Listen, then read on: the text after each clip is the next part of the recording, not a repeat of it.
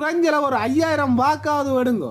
இப்ப நீங்க வந்து இன்னொருத்தன் இதுல வந்து இங்க இருந்து கொண்டு ஒரு பெரிய கட்சிக்குள்ள மறைஞ்சிருந்து கொண்டு பூதம் மாதிரி வந்து அடிக்கடி பேட்டி கொடுத்துட்டு போறது மக்கள்ற கருத்து இல்ல.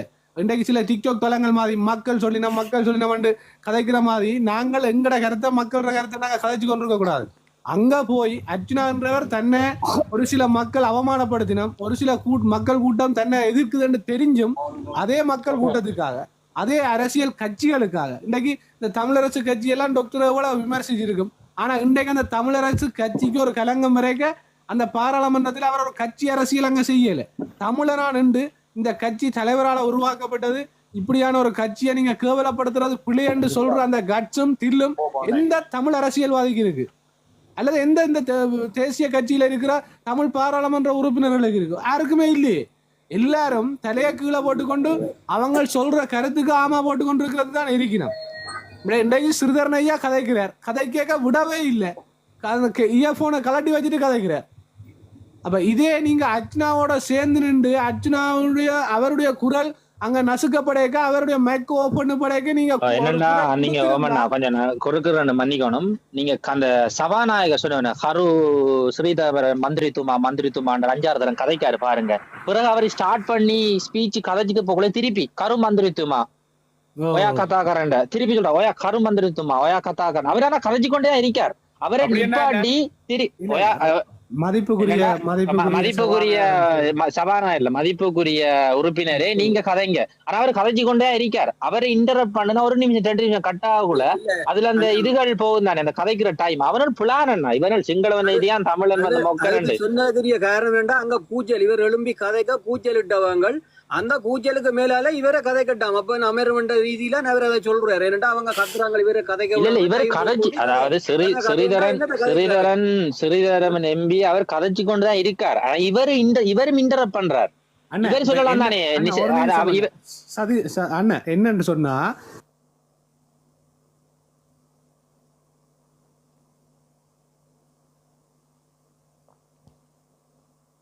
இதுக்கு காரணம் வந்து அவங்க இல்லைன்னு. இதுக்கு காரணம் வந்து இது எது இந்த விளைவு சொல்லுங்க பாப்போம். அர்ச்சுனா என்ற ஒரு ஆள் கதைச்சதுக்கு அன்றைக்கு பாராளுமன்றத்தை விட்டு வெளியேற்றுறதுக்கு நடவடிக்கை எடுக்க இவங்களெல்லாம் வாய மூடிக்கொண்டிருந்தவங்க. ஆனா ஒரு 2 செகண்ட் 20 செகண்ட் கூட டாக்டர் கதைக்கல. ஆனா இன்றைக்கு இவங்க கதை கேட்க பாருங்க எவ்வளவு குளறுபடிகள் வருது. ஒரு எங்கட இந்த தமிழ் அரசியல் கட்சிகள்ல இருக்கிற பிரச்சனையே இதுதான். அன்றைக்கு அர்ச்சுனாக்காக இவங்க குரல் கொடுத்திருந்தா, அன்றைக்கு இவங்க ஒன்றை சேர்ந்து நின்று இருந்தா இன்றைக்கு இவங்க இந்த நிலை வந்திருக்காது.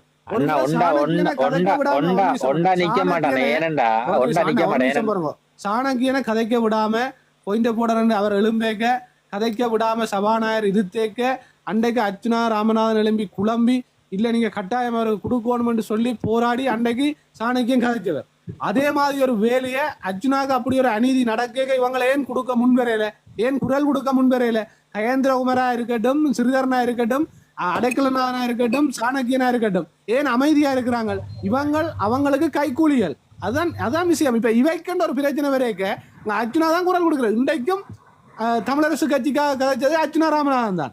அங்க அவர் அரசியலை பார்க்கல, அங்க வந்து தமிழன் என்ற ஒரு ஆளை தான் அங்க நின்றவர். இப்ப தமிழ் மக்களும் விளங்கிக் கொள்ளணும், தமிழன் என்ற ஒரு அடையாளத்தை இன்றைக்கும் பாராளுமன்றத்தில் காப்பாற்றுறதா அர்ச்சுனா தான். சும்மா போய் யாரும் பாக்கி வந்த மாதிரி விமர்சிக்கலாம், யாரும் தங்கட மனசுல தோன்ற மாதிரி கதைக்கலாம்.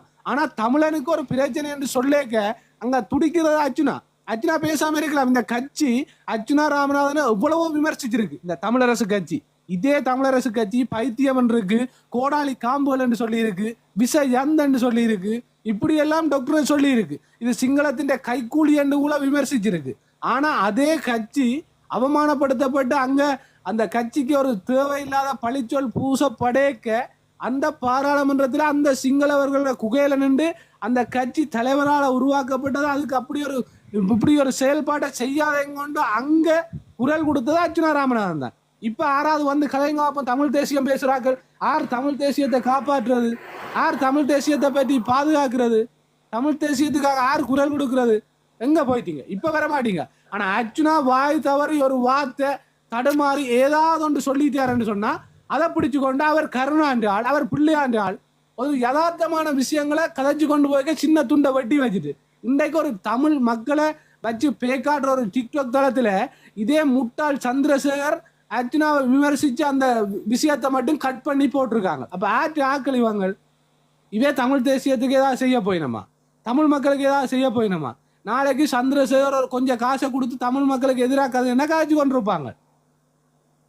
அர்ச்சனா விமர்சிக்கிறதுக்கு முதல் நீங்க யோசிக்கணும். இன்றைக்கு பாராளுமன்றத்துல தமிழ் மக்கள் சம்பந்தமா எங்கேயாவது ஆறாவது குறை சொல்லிக்க அங்க விட்டு கொடுக்காம கதைக்கிறது. தனக்கு பதவி இருக்கு அல்லது வழக்குகள் இருக்கு, தன் பதவி போயிடும், தன் நிலைமைகள் போயிடும், தனக்கு எதிர்ப்பு வரும் என்று தெரிஞ்சும் அங்க குரல் கொடுக்கறதா அர்ச்சனா தான்.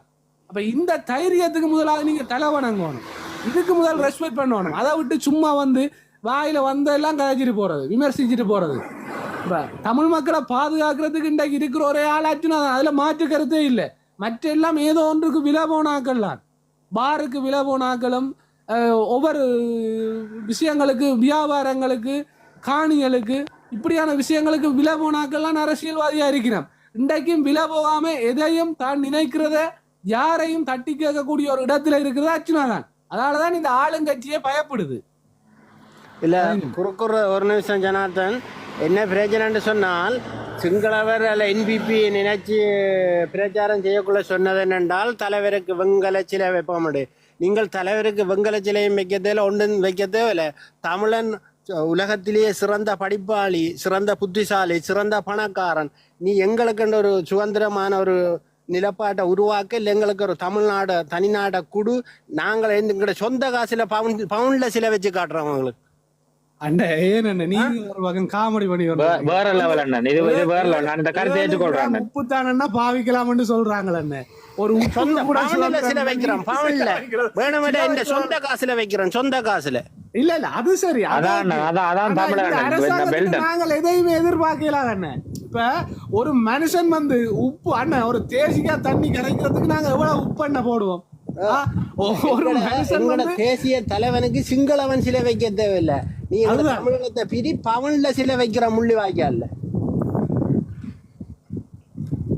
அவ்வளவுக்கு எங்கட சமூகத்தை எங்கட தமிழ் அரசியல்வாதி எல்லாம் இந்த நிலைக்கு கொண்டு போய் தள்ளி வச்சிருக்கிறோம். வேற ஒண்ணும் இல்ல. இப்ப அர்ச்சனா மாதிரி 4 பேர் அங்க நிக்கிற 4 பேரும் எழும்பி கதைச்சான்னு எல்லாரும் பயப்படுவாங்க. அர்ச்சனான்ற ஒரு ஆளுக்கு பயந்து இவ்வளவு வழக்குகளையும் போட்டு அவரை கதைக்க விடாம செய்யற இந்த அரசாங்கம் 4 பாராளுமன்ற உறுப்பினர்களும் இதே மாதிரி குரல் கொடுக்க 4 பேருக்கும் இந்த அடக்குமுறையை செய்தா சர்வதேசத்துக்கு இந்த பிரச்சனையை கொண்டு போகலாம். உலக நாடுகள் இதை திரும்பி பார்க்கும். ஏன் இந்த அரசியல்வாதிகள் அர்ச்சனா ராமநாதனோட தமிழ் மக்களின் உரிமை சம்பந்தமா நீங்க கட்சிக்கு சேர வேண்டாம், அல்லது அவரோட கொள்கைகளை நீங்க கடைபிடிக்க தேவையில்லை, அவரோட கைகோத்து கொண்டு திரிய தேவையில்லை. பாராளுமன்றத்துல இப்படியான விஷயங்களுக்கு நீங்க ஒத்து குரல் கொடுத்தாலே, உங்களுக்கும் அநீதி நடக்கிற அளவுக்கு அல்லது உங்களுக்கும் பயப்படுற அளவுக்கு நீங்க குரல் கொடுத்தாலே உலக நாடுகள் உங்களை திரும்பி பார்க்கும். ஆனா நீங்கள் அங்க ஒரு சுமந்திரன் மாதிரி ஒரு ஆள், சிறிதரன் மாதிரி ஒரு ஆள், கயேந்திரகுமார் பொன்னம்பலம் மாதிரி ஒவ்வொரு கோணத்துல ஒவ்வொரு ஆங்கிள் நீங்க போய் நின்று கொண்டு அர்ச்சனாவை விமர்சிக்கிற வேலையை தவிர மற்ற எல்லாத்தையும் நீங்கள் விட்டுட்டு அர்ச்சனாவை விமர்சிக்கிறத மட்டும்தான் நீங்க செய்யறீங்க. தமிழ் மக்களோட உரிமையை கதைக்கிறத தவிர மற்ற எல்லாத்தையும் நீங்க செய்யறீங்க, விமர்சிக்கிறது மட்டும்தான் உங்களோட வேலை. உங்களுக்கு என்ன லாபமோ, உங்களோட பதவி நிலையில எப்படி பாதுகாக்கப்படலாமோ அந்த வேலையை மட்டும் செய்து கொண்டு மக்களோட பிரச்சனையை கதைக்கிறீர்கள். ஆனா பிரச்சனை தலைக்கு மேல வந்த பிறகுதான் விகாரை கட்டி முடிஞ்ச பிறகு விகாரை இடி எண்ணுவீங்கள், அல்லது வெள்ளம் இந்த தலைக்கு மேலால வெள்ளம் வந்த பிறகுதான் நாங்கள் அதுக்காக போராடுறோம் பண்ணுவீங்கள். இன்றைக்கு அர்ச்சனா கதைக்கிறது யதார்த்தமான அரசியல். விகார கட்டுனது அவங்க கொரோனாவுக்குள்ளதான் கட்டுனவங்க. கொரோனா டைம்ல ஒருத்தரையும் போக விடாம அந்த ஆமின்றதை பயன்படுத்தி அந்த தான் அவங்க கட்டுனவங்க. இல்ல இப்ப நாங்க கேக்குறோம், அது இப்ப முடிஞ்சது அண்ணன், அது முடிஞ்சிட்டு அதை இடிக்க போற அண்ணன். ஒரு தமிழனுக்கு நடந்தது இனப்படுகொலை என்றத வாய் திறந்து சொல்லாத இந்த அமைச்சரும் இந்த பாராளுமன்ற உறுப்பினர்களும் கட்டப்பட்ட ஒரு சிங்களவன் உண்மையாவே அதை ஒரு மதத்தளத்தை இவங்களை எப்படி என்ன இடிப்பாங்க? இதெல்லாம் சாத்தியப்படுற விஷயமான இது நடக்காது, இதை செய்ய போறது இல்லை. இதுக்காக இதை வச்சு அரசியல் செய்து இதுக்காக குரல் கொடுத்து கொண்டிருக்கிற ஆக்கள். சரியா? நான் கேட்கிறேன், இன்றைக்கு பாராளுமன்றத்துல இவ்வளவு விஷயங்கள் நடக்க நீங்க குரல் கொடுக்குறீங்க இல்ல? உங்களுக்கு அரசியலுக்கு ஒரு பொயின் தேவை, அரசியலுக்கு ஒரு சந்தி தேவை. அதுல நின்று கதைக்கிறதுக்கு ஒவ்வொரு கட்சிக்கும் ஒவ்வொரு அரசியல். சிறிதரன் ஐயா மாவீர தினம்ண்டா அங்க போய் நிற்பார், சாணக்கியன் மாவீர தினங்கள்ல போய் நிற்பார், இவன் இந்த விகார நாட்கள்ல போய் நிற்பினான். இப்ப நீங்களே ஒவ்வொரு நாளும் மாவீர தினத்துக்கு மாவீரர்களை பற்றி கதைக்கலாது? ஒவ்வொரு நாளும் போராட்டங்களை பற்றி ஏன் கதைக்கலாது? எங்கட இனாளிப்பு காணாமல் ஆக்கப்பட்டாக்களை பற்றி ஏன் கதைக்கலாது? ஒவ்வொரு நாளும் செய்யுங்கப்பா. ஏன் மாவீர தினத்துல மட்டும் உங்களுக்கு புத்து கொண்ட ஒரு ரோசமும் பாசமும் வருது? மே 18 எல்லாருமே ஏதோ நீங்கள் சுத்தமான ஆக்கள் மாதிரி அந்த என்ன சொல்ற விரத நாள்ல இருக்கிற மாதிரி நீங்க தூசணம் பேச மாட்டீங்க, ஒன்றும் செய்ய மாட்டீங்க. இன்றைக்கு இந்த டிக்டாக் தளங்களை திறந்து பாருங்க. புலி படம் போட்டாக்களும் தலைவற்ற படம் போட்டாக்களும் அவன் வாயில இருந்து வர வார்த்தைகளையும் அவன் கருத்துக்களை நீங்க போய் பாருங்க எப்படி இருக்குமெண்டு. நேற்று கதைச்ச வாய் நல்ல வாய், இன்றைக்கு கதைச்ச வாய் நார வாய் என்ன மாதிரி தான் இருக்குன்னு செயற்பாடுகள். மே 18 மட்டும் பாரு உணர்வு, ஒவ்வொரு நாளும் நான் தமிழன் என்ற உணர்வு எனக்கு இருக்குமா இருந்தா எங்களோட சமூகம் எங்கேயோ போயிருக்கும். இன்றைக்கு தமிழடியான் அந்த தன்னுடைய யூடியூப் சேனலில் கொடுத்திருக்கிறார். டாக்டர் அர்ஜுனா இந்த சிங்கள ஊடகம் உண்டு தசரத டிவிக்கு பேட்டி கொண்டு கொடுத்திருக்கிறார். அதில் வந்து சிங்களத்தில் வடிவாக சிங்கள மக்களுக்கு புரியும்படி தட்ட தெளிவை துணிஞ்சு கதைச்சிருக்கிறார்.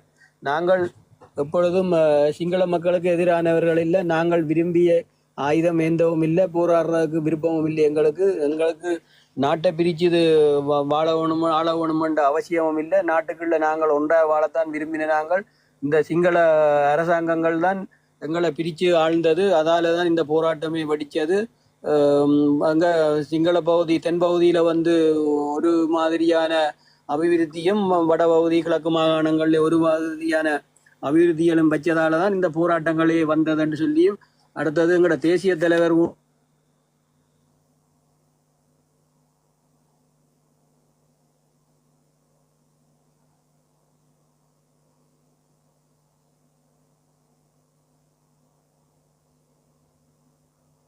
உங்களோட மைக் வந்து மியூட் ஆயிட்டு போன் வந்து. மற்றது என்னன்னு சொன்னா, அந்த தையிட்டி விகாரையில விளக்கம் பண்ணா அது உடைக்க இயலாது. இரண்டாவது மதத்தலம், அது வந்து பெரும்பான்மை சமூகத்தினர் மதத்தலம். அதுக்கு எப்படி என்ன தீர்வு கொடுக்கலாம்? இப்ப அந்த காணி இருக்குது, அந்த காணியில வந்து உரிமையாளர் இருக்கார். அந்த காணி வந்து அவங்களோட பரம்பரை காணியா இருக்கும் ஒன்று. இன்னொன்று அவங்களுக்குள்ள அவங்களோட குலதெய்வ வழிபாடு தான், அந்த வைரவர் வழிபாடு, மாரியம்மன் வழிபாடு செஞ்சு வந்திருப்பாங்க. அல்லது அந்த காணி வந்து கைமாறி வந்திருக்கும். பிள்ளை விட்டு அடுத்த பிள்ளை விட்டு அடுத்த பிள்ளை, அல்லது அந்த காணிக்குள்ள அது இறந்திருப்பாங்க. அப்ப அந்த காணின்றது அது வந்து மக்கள்ற காணி. இப்ப இதுக்கு என்னடா தீர்வு செய்யலாம்? மெயினாவே அந்த காணிய தமிழாக்கள்கிட்ட கொடுத்து சிங்கள எல்லாம் நீங்க போங்க உங்களோட இடத்துக்கு என்னப்படா அந்த விகாரையை வச்சு அந்த விகாரையை தமிழாக்கள் பராமரிக்க. ஏண்டா கொழும்புல நான் இருந்திருக்கேன், கொழும்புல இருந்தா நான் விகாரைக்கு போயிருக்கேன். ஏன்னா மதம்ன்றது அது ஒரு இது, இவர்கள் இந்த மதத்தை வச்சுதான் சிங்களாக்கள் தமிழாக்கள் ஒடுக்குற. இப்ப இதுக்கு ஒரு தீர்வு செய்யலாம். மெயினாவே அந்த காணியில இருக்கிற தமிழாக்கள்கிட்டயே கொடுத்து போட்டு, ஆனா இந்த கட்டிடத்தை நீங்க அதாவது இந்த விகாரை உடைக்க கூடாது, இதை நீங்களே வச்சு பராமரிங்க. நாங்க சிங்கள குடியேற்றமும் செய்ய மாட்டோம், சிங்களாக்களை இங்க கொண்டு வரைய மாட்டோம் வணங்குறதுக்கு, அதை நீங்க மட்டும் பாருங்க. ஆனா சுத்தி தமிழாக்களே இருங்க என்று சொன்னா ஒரு பிரச்சனையும் வராது. அடுத்த ஒரு விஷயம், அர்ச்சுனா ராமநாதன் எம்பி அவரை வந்து பாராளுமன்றத்தை விட்டு வெளியில அனுப்பினவங்க. அப்ப நம்ம தமிழாக்கள் எழுப்பி கட்டாயம் கதைச்சிருக்கணும் அதை பத்தி. ஆனா அவங்க கதைக்கல. ஏனண்டா இங்க ஒரு தமிழாளுக்கு பிரச்சனை நடக்குது, கட்சி சார்ந்து செயற்படாம தமிழாளுக்கு பிரச்சனை வருகுதுன்னா கட்டாயம் அவங்க ஒன்று சேர்ந்து கதைச்சிருக்கணும். இது ஒரு முக்கியமான விஷயம். இது ஒரு வரலாற்று தவறு இவங்க செஞ்சது. இது எதிர்காலத்துல இன்னொரு தமிழாளுக்கு நடக்கும். இது அதால அது அவங்க செஞ்சது பிழையான விஷயம். அவர் கட்சி சாராம இவர் ஒரு தமிழ் பாராளுமன்ற உறுப்பினர் ரீதியா அவங்க சப்போர்ட் பண்ணிக்கணும். அடுத்தது இன்றைக்கு அர்ச்சுனா ராமநாதன் எம்பி அவர்கள் கதைச்சது சரியான கதை. தமிழ் தேசிய கூட்டமைக்கு சப்போர்ட் பண்ண. ஏனென்றா அவர் வந்து தேசிய தலைவராக உருவாக்கப்பட்டது. தந்தை செல்வாவால் உருவாக்கப்பட்டு தேசிய தலைவர் அதுக்கு உயிர்ப்பு கொடுத்து மீண்டும் அதை உருவாக்குனது. அதால அவர் தேசிய தலைவர் அவடத்தை குறைக்காம கூட்டுறதுக்கு அவருக்கு நான் நன்றி சொல்றேன். இன்னொரு விஷயம் என்னன்னா, நான் பகிரங்க சவால் ஒன்று விடுறேன். கௌரவ அமைச்சர் நம்மட ராமலிங்கம் சந்திரசேகர் அவருக்கு கதையே எனக்கு விளங்குறல என்ன கதைக்காரன்னு கூட. அவருக்கு ஒரு பகிரங்க சவால், ஒரு தனி சிங்கள மக்கள் வாழ்ற இடத்துல அவர் ஒரு தனி கட்சியோ இல்ல சுயேட்சை குழு ஒரு தமிழ் என்ற பேர்ல தொடங்கி சிங்கள கேண்டிடேட்டை தமிழ் பேர்ல நிப்பாட்டி அவரை வெல்ல வச்சா, அந்த சிங்கள கேண்டிடேட்டை வெல்ல வச்சா, ஒரு vote கூட எடுக்க வச்சா நான் அவருக்கு கடைசி வரைக்கும் அவரோட அரசியல் செய்வேன், அவருக்கே சப்போர்ட் ஆயிருப்பேன். இது பகிரங்க சவால் அவருக்கு. ஏன்னா சிங்களவன் தமிழனுக்கு ஒரு vote கூட போட மாட்டான். ஆனா அதே தேசிய கட்சி என்ன செய்யுது, சிங்கள ஆக்களை கொண்டு வந்து இல்ல தமிழ் ஆக்களை கொண்டு வந்து சிங்கள கட்சியில பேர்ல இறக்கி எம்பி மாக்கி வச்சிருக்காங்க. நம்ம தமிழ் மக்கள் எவ்வளவு முட்டாளா இருக்காங்கன்னு ஜோதிச்சு பாருங்க. விளங்குதான் நான் சொல்றது? சொல்லுங்க. விளங்குதான் நான் கதைச்சதுன்னா? சொல்லுங்க. Mate, I forgot my wallet. I'll be back in a second. சிங்களாக்கள் வந்து Can I just check that? தமிழன் கட்சியை கொண்டு அவன் ஏரியாவில் இப்ப ஒரு போட் கூட போட மாட்டாங்க தான். இது அவருக்கு ஒரு பகிரங்க சவால்.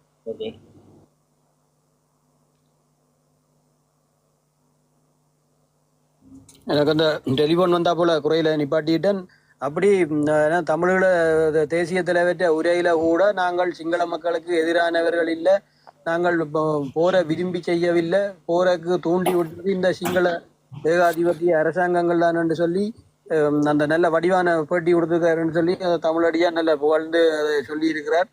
நான் அந்த சிங்களத்தில் கொடுத்த பேட்டி நான் இன்னும் பார்க்கல. அது எனக்கு சிங்களமும் தெரியாது தானே. அவர் டாக்டர் ஏதாவது தமிழாக்கம் போட்டால் தான் பார்க்கலாம். ஆனால் தமிழடியா நல்ல வடிவா விளக்கமா அதில் சொல்லி இருக்கிறார் எல்லாத்தையும்.